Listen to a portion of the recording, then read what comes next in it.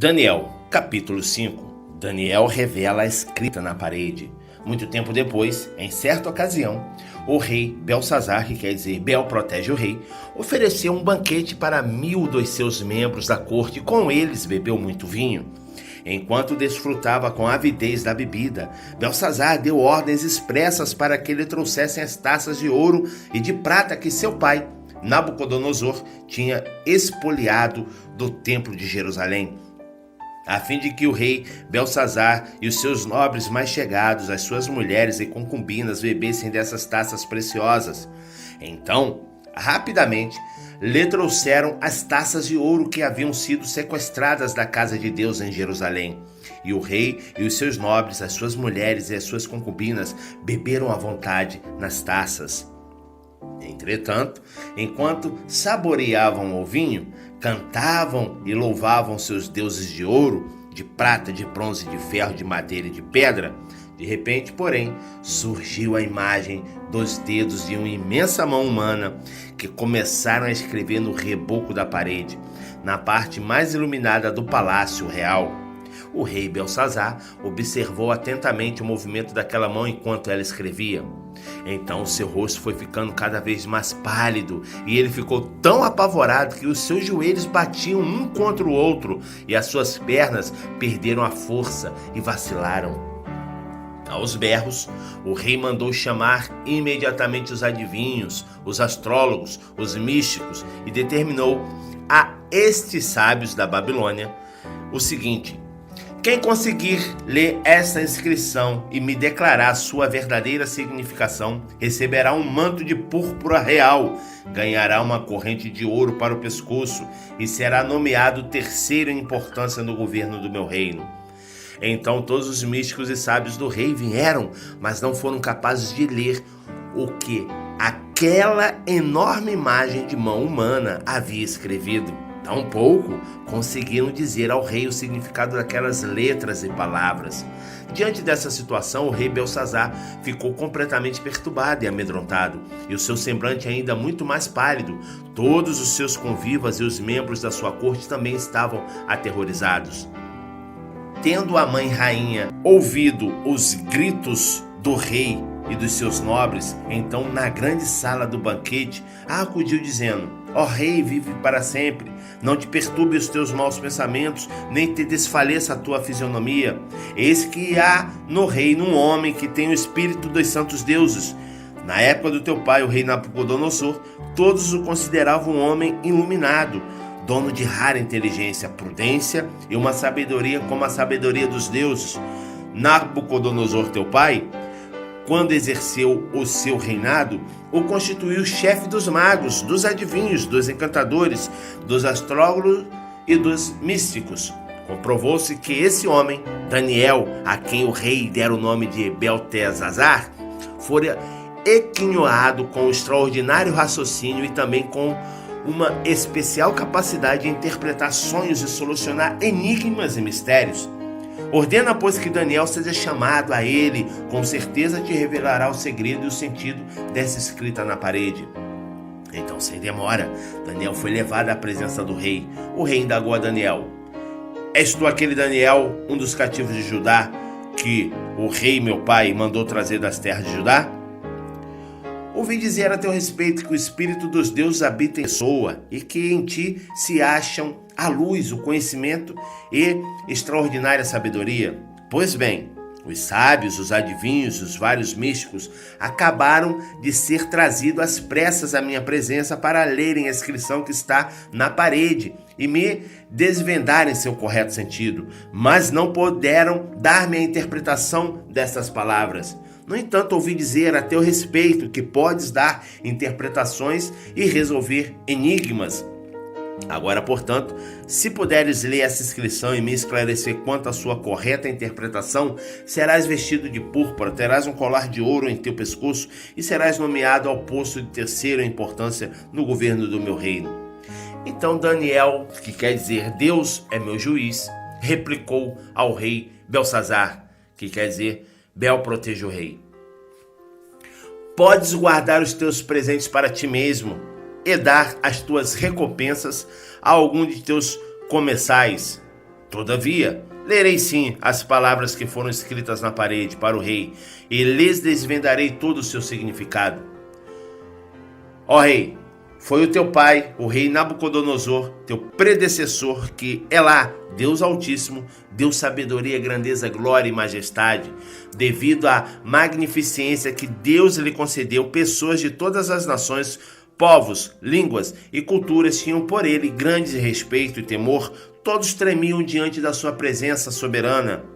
Porquanto a quem o rei decidia matar, matava. A quem julgava poupar, poupava. A quem desejava promover, promovia. E a quem desejava humilhar, humilhava. Contudo, quando seu coração se tornou cobiçoso, arrogante e endurecido por causa do extremo orgulho e vaidade, ele foi deposto do seu trono real e totalmente despojado da sua glória. Foi excluído do convívio com outros seres humanos, e sua mente e coração tornaram semelhante ao dos animais. E passou a morar junto aos jumentos silvestres e comer capim como os bois. E o seu corpo se molhava com o orvalho do céu. E assim viveu até reconhecer que Elá, Deus Altíssimo, é o soberano e domina sobre o reino dos homens e coloca no poder a quem ele deseja. Mas tu, ó Belsazar, sucessor do rei Nabucodonosor, não tens caminhado com humildade. Não humilhaste o teu coração, muito embora saibas bem de tudo quanto correu com teu pai, o rei. Pior ainda, tu te exaltaste a ti mesmo e te levantaste contra Elá, Deus dos céus, porquanto mandaste trazer as taças do templo do Altíssimo, para que nela bebesses tu, os teus nobres, e convivas as tuas mulheres e as tuas concubinas. Louvaste os deuses de prata, de ouro, de bronze, de ferro, de madeira e de pedra, que não podem nem ver, nem ouvir, nem sentir, e muito menos compreender nada.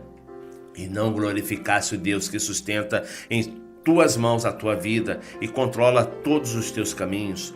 Por isso ele mesmo enviou aquela mão que vistes, a fim de escrever diante de ti a sentença que precisas saber. E as palavras que foram escritas formam a seguinte frase em aramaico: Mene, mene, tekel, uparsim. Esse é o significado dessas palavras. Mene, mene, Deus avaliou e contou os dias do teu reinado e decretou o teu fim. Tekel, fostes pesado na balança e achado em falta. Uparsim, teu reino já foi dividido e entregue aos medos e persas. Diante disso, por ordem do rei Belsazar, vestiram Daniel com manto real, vermelho púrpura, condecorando-no com uma corrente de ouro no pescoço, e o proclamaram o terceiro em autoridade e poder no governo do reino. E aconteceu que naquela mesma noite, Belsazar, o rei dos babilônios, foi assassinado. E Dariavesh, que quer dizer Dário, o imperador da nação média, apoderou-se do reino de Belsazar com a idade de 62 anos. Daniel, capítulo 6. Daniel sobrevive à cova dos leões. Então pareceu bem a Dário nomear 120 satrapas, vice-reis, para governar todo o seu reino, e acima deles 3 grandes líderes, um dos quais era Daniel. Os satrapas tinham que prestar contas a esses supervisores, a fim de que o rei não sofresse qualquer dano ou prejuízo. E aconteceu que o mesmo Daniel foi tão notável entre seus colegas de liderança e entre todo o colegiado dos satrapas, por suas qualidades extraordinárias, que o imperador planejava nomeá-lo para a função de governador-geral do seu reino. Mas, assim que os seus colegas de liderança e todos os satrapas tomaram conhecimento dessas intenções do rei, muitos passaram a procurar motivos para acusar Daniel em sua administração e governo. Mas nada de mal conseguiam encontrar. Não puderam achar falta alguma em Daniel em seu proceder, enquanto ele era leal. Nele não havia qualquer desonestidade, desleixo ou erro algum. Então eles concluíram e murmuraram entre si: nunca encontraremos algum motivo forte o suficiente para denunciarmos esse Daniel, a menos que seja algo relacionado à lei do seu Elá, Deus. Assim, aqueles supervisores e os satrapas, de comum acordo, foram conversar com o rei dizendo: ó rei Dário, que vive para sempre, eis que todos nós, supervisores reais, prefeitos, satrapas, conselheiros e governadores, estamos concordes em rogar que o rei deva baixar um edito ordenando que todo aquele que orar ou fizer petição a qualquer deus ou a qualquer ser humano nos próximos 30 dias, excetuando a tua pessoa, ó majestade, seja atirado sumariamente à cova dos leões. Agora, pois, ó rei, se estás de acordo, emite o decreto e assina o edital, a fim de que o mesmo nunca mais seja mudado, conforme a lei dos medos, dos persas, que uma vez sancionada, não se pode revogar jamais. Então, diante do parecer daqueles conselheiros, o rei Dário deferiu e assinou o decreto. Assim que Daniel soube que esse decreto do rei havia sido proclamado, foi para casa, para o seu quarto, no andar de cima, onde as janelas davam para Jerusalém, e ali orou como costumava fazer diariamente 3 vezes ao dia. Ajoelhou-se, rogou e deu graças diante do seu Elá, Deus. Então, aqueles homens se juntaram para investigar e descobriram Daniel orando, suplicando ajuda a Deus.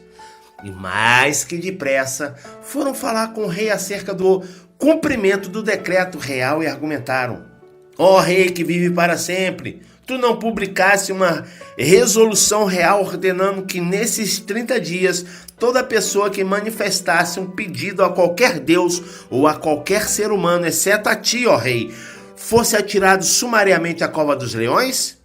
Ao que o rei replicou: sim, esse decreto está em pleno vigor, de acordo com a lei dos medos e dos persas, que não pode ser revogada.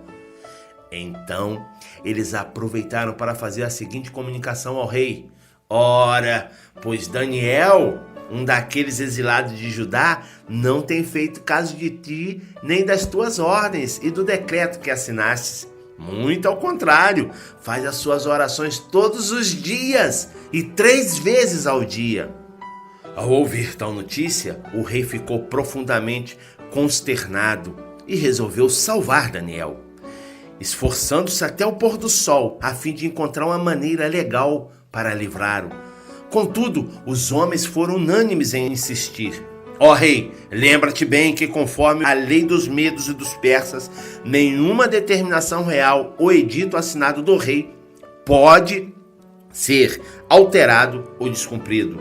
Então o rei deu ordens a eles e prenderam Daniel e o jogaram na cova dos leões. O rei, contudo, encorajou a Daniel dizendo: que Elá, o teu Deus, a quem serves todos os dias, haverá de te livrar. Em seguida, taparam a cova com uma pedra e o rei a selou com seu anel selo e também com os anéis dos seus nobres, para que a decisão sobre Daniel não pudesse ser modificada. Depois o rei dirigiu-se para o seu palácio e passou a noite em jejum, e não permitiu que fossem trazidos à sua presença qualquer instrumento de música, e o rei não conseguiu conciliar o sono durante toda aquela noite. Daniel sai ileso da cova dos leões. Logo ao raiar do dia, o rei se levantou e correu em direção à cova dos leões. Quando ia se aproximando da entrada da cova, chamou o nome de Daniel com grande sofreguidão e tristeza: Daniel, Daniel, servo de Elá, o Deus vivo, será que o teu Deus, a quem tu serves diariamente, pôde livrá-lo dos leões? E então ouviu-se a voz de Daniel, que respondeu: ó caro rei, que vive para sempre, eis que o meu Deus enviou o seu anjo, e esse fechou a boca dos leões para que não me ferissem, pois Elá, Deus considerou-me inocente aos seus olhos, e de igual modo, porque jamais cometi qualquer fraude ou delito contra o Senhor, ó majestade. E diante do que acontecera, o coração do rei muito se alegrou. Em seguida, o rei ordenou que tirassem Daniel da cova e testemunharam que não havia nenhum arranhão ou qualquer outro ferimento em todo o corpo de Daniel, pois ele havia confiado continuamente em seu Deus. Extrementes por ordem expressa do rei, todos os homens que tinham acusado Daniel foram lançados na mesma cova dos leões, junto com suas esposas e filhos. E antes mesmo que pudessem chegar ao fundo da cova, os leões os atacaram e despedaçaram todos os seus ossos. Mais tarde, o rei Dário escreveu aos homens de todos os povos, nações, línguas e culturas em toda a terra nos seguintes termos: Shelah, paz e prosperidade. Eis que edito um decreto para que em todos os domínios do império todas as pessoas temam e reverenciem o Deus de Daniel, porquanto ele é lá, o Deus vivo, e permanece para sempre. O seu reino não será jamais destruído e o seu domínio nunca terá fim. É lá, Deus livra e salva. Só ele realiza sinais miraculosos e maravilhosos nos céus e em toda a terra. Foi lá Deus quem livrou Daniel do poder dos leões selvagens. E assim Daniel prosperou grandemente durante o império de Dário e mais tarde também no reinado de Ciro, o persa.